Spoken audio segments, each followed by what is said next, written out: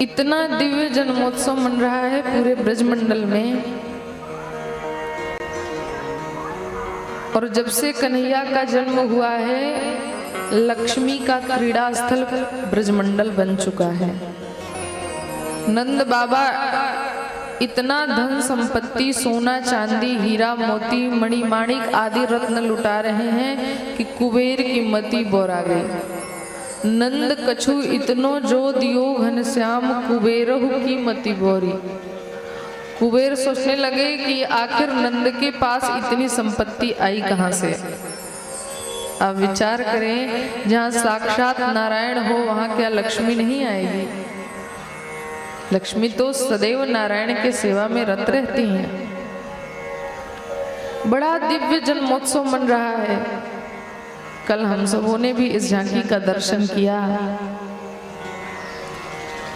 ये जितने गोप ग्वाल हैं, जैसे ही सुना नंद को लाला हुआ है, सारे ब्रजवासी कुछ न कुछ लेकर के नंद बाबा के महल में बधाई देने और लेने के लिए गए हैं।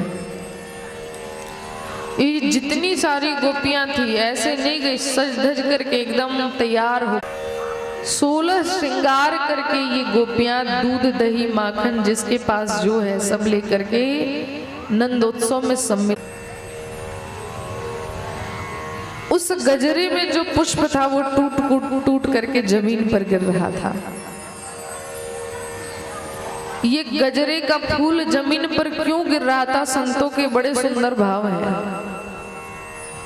एक बात पहले बता दूं आपको, भगवान की लीला में सारी वस्तु चिन्मय होती है, चाहे वो कुछ भी हो। ये पुष्प तो निर्जीव है, लेकिन भगवान की लीला में ये भी सजीव है, इसमें भी प्राण है। भगवान कृष्ण की लीला में सारी चीजें चिन्मय हैं। तो जब गोपियां जा रही थी तो इनके गजरे से पुष्प टूट टूट करके नीचे झड़ रहे थे। संतों के अनेक भाव हैं कि ये पुष्प क्यों गिर रहे थे। एक संत कहते हैं कि पुष्प तो इसलिए झड़ रहे थे क्योंकि पुष्प सोचते हैं कि तुम गोपियां धन्य हो जो परब्रह्म परमात्मा के दर्शन के लिए जा रही हो, और तुमसे बड़ा सौभाग्यशाली कोई नहीं, इसलिए मेरा स्थान तुम्हारे शीश पर नहीं चरणों में होना चाहिए। इसलिए उनके मस्तक से, उनके शीश से पुष्प झड़ करके जमीन पर गिर रहे हैं। एक संत का भाव है, वो तो कहते हैं कि पुष्प इसलिए जमीन पर नीचे गिर रहे हैं क्योंकि पुष्प सोचते हैं कि आज इसी ब्रजमंडल में गिर जाना ठीक है, क्योंकि आज नहीं गिरे तो जब हम सूख जाएंगे तो ये गोपियां जाकर यमुना जी में हमें प्रवाहित कर देंगी, और जब प्रवाहित कर देंगी तो हम न जाने कहां यमुना जी में बह करके दिल्ली आगरा निकल जाएं, ब्रज से दूर चले जाएंगे। इसलिए आज हम यहीं गिर करके ब्रज के रज में मिल जाएंगे, तो किसी न किसी दिन कन्हैया जब आएंगे, उनका चरण जब हम पर पड़ेगा तो हमारा जीवन धन्य हो जाएगा। इसलिए पुष्प गिर रहे हैं।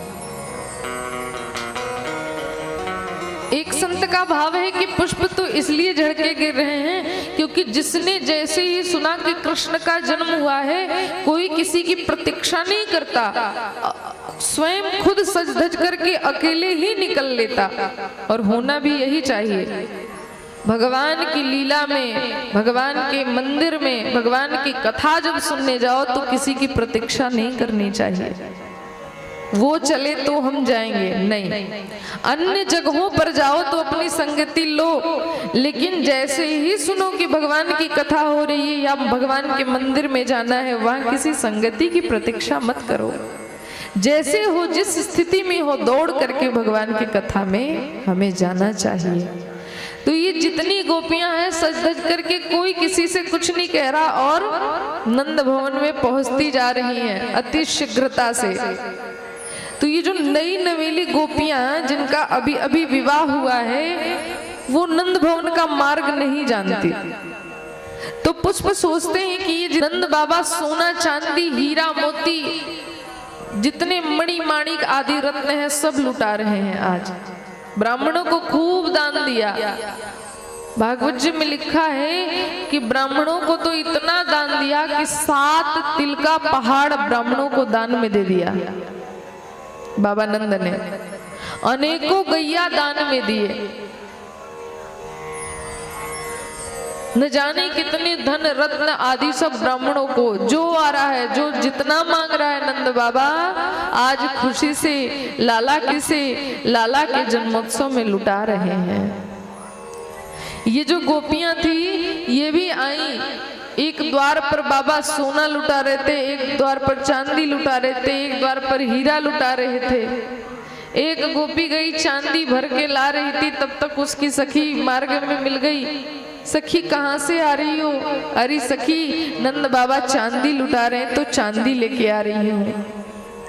कहा अरे बावरी जाके देख नंद बाबा तो दूसरे द्वार पर सोना लुटा रहे हैं। अब वो चांदी वहीं फेंकी, सोना लेने दौड़ी, सोना लेकर आ ही रही थी, तब तक उधर से एक और उसकी सहेली आ गई। कहा सखी कहाँ से आ रही हो?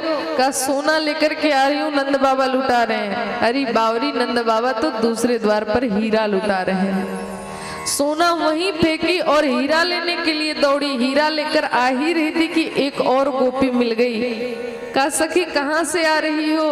कहा नंद बाबा तो हीरा लुटा रहे हैं, हीरा लेकर के आ रही हूँ। उस गोपी ने कहा अरे सखी तू हीरा लेकर के क्या करेगी? दूसरे द्वार पर जाकर के देख, नंद बाबा तो नीलमणि को लुटा रहे हैं।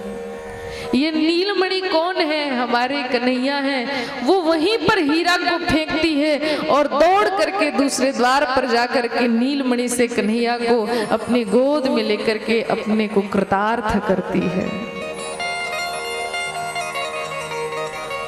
नंद बाबा इतना लुटा रहे हैं, दिव्य जन्मोत्सव मन रहा है। उसी समय क्या हुआ? सारे ब्रजवासी प्रसन्न हैं, लेकिन इस ब्रजमंडल में एक व्यक्ति उदास है। वो कौन है? वो माता रोहिणी है। इनकी उदासी का देखो 2 कारण है। एक पहला कारण कि इनके पतिदेव जो वसुदेव जी हैं वो कंस के कारागार में हैं, और इनके उदासी का दूसरा कारण है कि जब से इनके लाला का जन्म हुआ है, बलराम जी का जन्म हुआ है, तब से ये अभी तक आंख ही नहीं खोले हैं। इसी दुख से मैया रोहिणी दुखित है। मैया यशोदा रोहिणी के पास जाती हैं, चलो बहन जाने की इच्छा तो नहीं है, लेकिन यशोदा के कहने पर जब गई तो बलराम जी को जैसे ही कन्हैया के बगल में लिटाया गया, बलराम जी ने कन्हैया की तरफ मुख करके फट से आंखें खोल दी, क्योंकि बलराम जी चाहते थे कि इस जगत में आया हूं तो जगत का दर्शन बाद में करूंगा, पहले जगदीश का दर्शन करूंगा। और जब कन्हैया को देखा, आंखें खोल दी। रोहिणी मैया भी इस दिव्य जन्मोत्सव में खूब नाचने लग गई। दिव्य जन्मोत्सव मन रहा था, तब तक नंद बाबा को याद आई कि कंस को वार्षिक कर देने जाना है।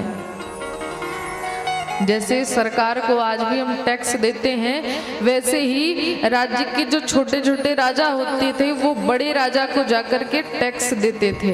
तो नंद बाबा मथुरा गए कर चुकाने के लिए। वहां पर वसुदेव जी से भेंट हुई इनकी। वसुदेव जी ने हृदय से लगाया, कुशल समाचार पूछा है, और वसुदेव जी ने कहा भैया नंद अब आप शीघ्र ही ब्रजमंडल को लौट जाओ, मुझे लगता है कुछ आपत्ति आने की आशंका मुझे हो रही है, इसलिए आपको शीघ्र लौट जाना चाहिए।